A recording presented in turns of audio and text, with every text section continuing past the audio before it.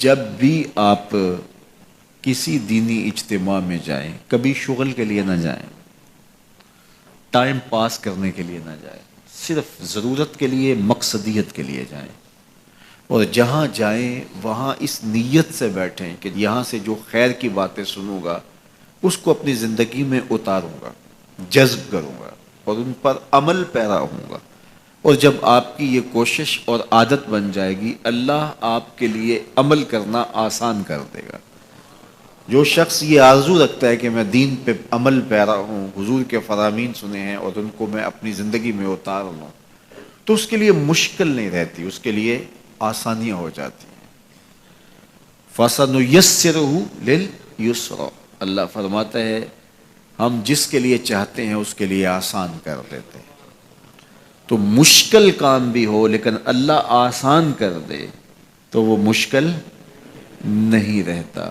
اس گرمی کی شدت میں جو لوگ لوہے کی بھٹی پہ کام کرتے ہیں تو آپ اگر تصور کریں تو آپ کہیں کیسے کرتے ہیں، لیکن جب ایک ٹارگٹ ہے، ان کا ایک مقصد ہے اپنے بچوں کے لیے روزی کمانا، تو وہ مشکل بھی ان کے لیے آسان ہو جاتی ہے۔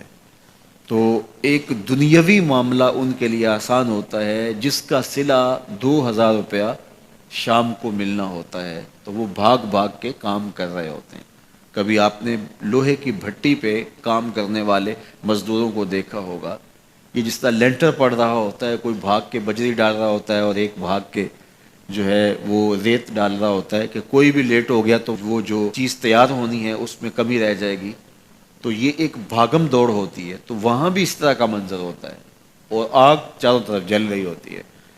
تو وہاں جا کر کے لگتا ہے کہ یہ سارا دن یہاں کیسے کاٹتے ہیں، لیکن کاٹتے ہیں۔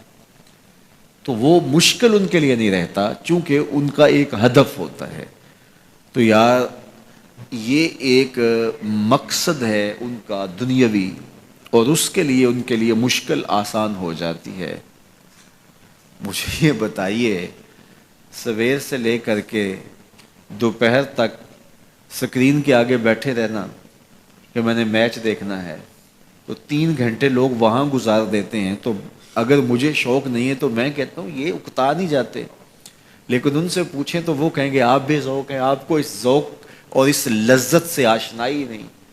میچ میں کیا سرور ہوتا ہے، اور جب شاٹ لگتی ہے تو پھر کیا کیفیات قلب ہوتی ہیں، اور جب مطلوبہ ٹیم ہے وہ جیت کی طرف جا رہی ہوتی ہے تو پھر کیا سرور باطن ہوتا ہے۔